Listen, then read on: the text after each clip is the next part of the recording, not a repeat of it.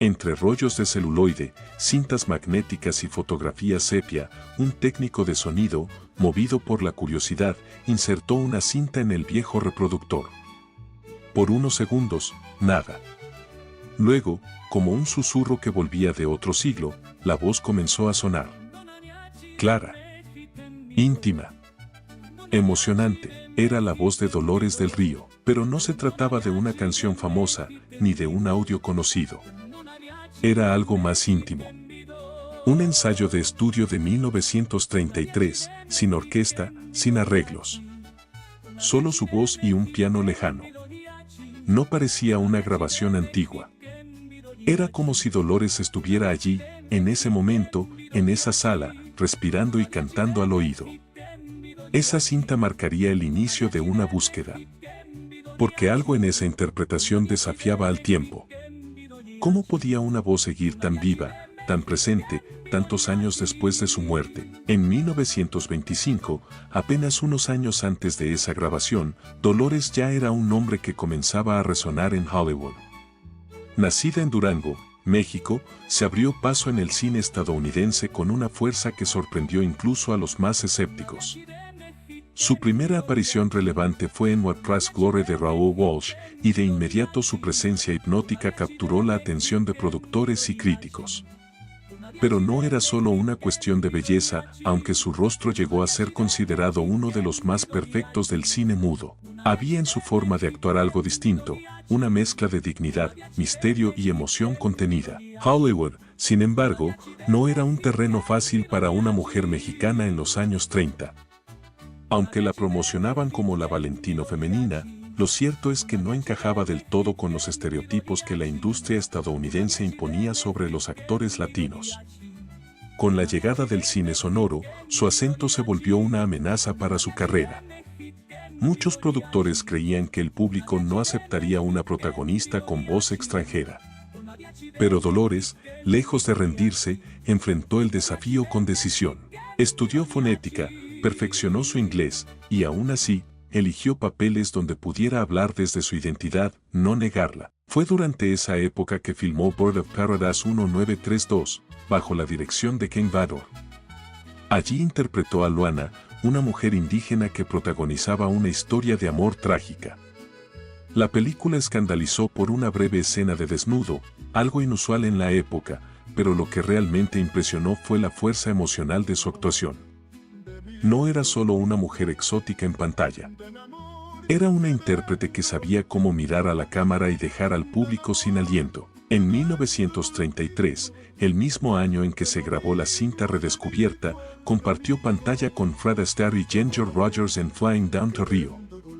Aunque Astaire y Rogers se robaron el show, Dolores dejó una impresión imborrable con su gracia y su capacidad para sostenerse entre dos íconos del baile.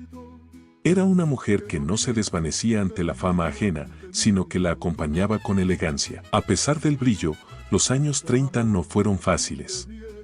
Dolores enfrentó problemas de salud serios, incluyendo una infección renal que la obligó a reducir su ritmo de trabajo. También vivía bajo la sombra del prejuicio racial, luchando por papeles que no la redujeran a clichés. En su matrimonio con Cedric Evans, jefe del Departamento de Arte de la MGM, encontró un refugio temporal, aunque breve. Dolores no era una figura decorativa.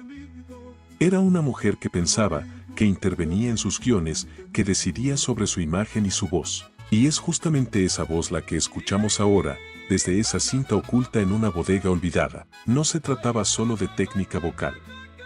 Era algo más. Algo en el fraseo, en las pausas, en la manera en que contenía el dolor o la ternura en una sola palabra. Esa voz no gritaba, no suplicaba. Acariciaba. Se hacía íntima.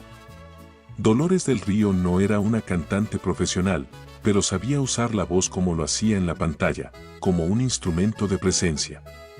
De alma. Algunos especialistas, tras escuchar la cinta, aseguraron que lo que hacía diferente a Dolores era su capacidad de transmitir emoción sin esfuerzo. Como si no interpretara, sino que habitara cada palabra. Una especie de honestidad pura, transparente, que no requería adornos. Y eso, precisamente, era lo que el público seguía buscando décadas después. No espectáculo. Verdad. En 1943, Dolores regresa a México tras un declive en Hollywood, donde los papeles principales se volvían escasos, y encuentra una nueva oportunidad al lado de Emilio el Indio Fernández, Pedro Armendáriz, el fotógrafo Gabriel Figueroa y el guionista Mauricio Magdaleno. Su primer fruto conjunto es Flor Silvestre, rodada en el Bajío. Dolores interpreta a Esperanza, una campesina humilde que desafía la revolución y el destino.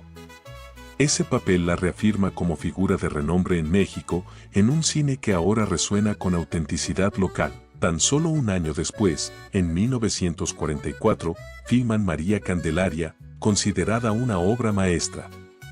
Basada en Xochimilco, Dolores encarna a la joven indígena excluida por su propio pueblo. La película se convierte en la primera mexicana en ganar el Grand Prix de Cannes, compartido con filmes de talla internacional, consolidando a Dolores como icono global.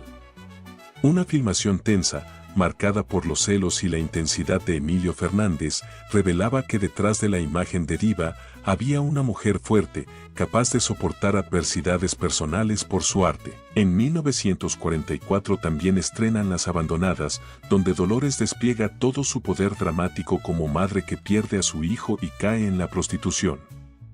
El filme afronta la censura y la crítica social, pero su audacia artística le permitió ganar su primer Ariel a Mejor Actriz. Ese mismo impulso creativo la lleva, al año siguiente, a Bugambilia, también con Fernández, donde su vestuario y presencia se tornan símbolo de sofisticación cultural. Pero Dolores no se encasilla. Rompe su alianza con Fernández y actúa en La Selva de Fuego, dirigida por Fernando de Fuentes. En ella interpreta a una mujer intensa y pasional, en una trama originalmente pensada para María Félix, lo que alimenta rumores de rivalidad entre ambas actrices. Así demuestra su versatilidad, lejos de ser la dulce campesina, podía encarnar mujeres complejas, con dominio emocional. Los años pasaron, pero el rostro de Dolores del Río permaneció intacto en las pantallas de cine. No solo en México, sino en retrospectivas de París, Berlín, Buenos Aires y Nueva York. La mujer que alguna vez fue la exótica de Hollywood y luego la madre simbólica del cine mexicano, terminó transformándose en algo más profundo, una presencia que sobrevivía a sus propios tiempos. Una especie de eco emocional que aún hoy, en pleno siglo XXI, sigue causando una conmoción silenciosa en quienes redescubren su obra. Pero hay un detalle que no se ha contado aún. Algo que hace más poderoso su legado. En los últimos años de su vida, cuando ya no hacía cine y las luces de los reflectores comenzaban a apagarse, Dolores se dedicó a defender el patrimonio cultural de México. Fue una de las principales promotoras del Festival Internacional Cervantino, una figura central en la fundación del Instituto Nacional de Bellas Artes, y colaboró con artistas jóvenes a los que pocos medios prestaban atención. En silencio, con elegancia, entregó su tiempo, su influencia y su voz a una nueva generación, sin necesidad de ser protagonista. En 1978, recibió el Ariel de Oro por su trayectoria. Fue una noche sobria, sin aspavientos, pero quienes estuvieron allí aún recuerdan lo que sucedió cuando subió al escenario. No leyó un discurso. No agradeció a los estudios. Solo dijo: todo lo que he hecho en mi carrera, lo he hecho por amor. Y no me arrepiento de nada. Si tú has sentido esa emoción, si alguna vez viste a Dolores del Río y algo se te quedó clavado en el pecho, te invitamos a dejar un comentario. Cuéntanos qué escena, qué película o qué palabra suya se quedó contigo. Porque solo así, desde lo que nos une con ella, sabremos por qué aún sigue aquí. Con nosotros. En nosotros. Y por qué, pase lo que pase, nunca será olvidada.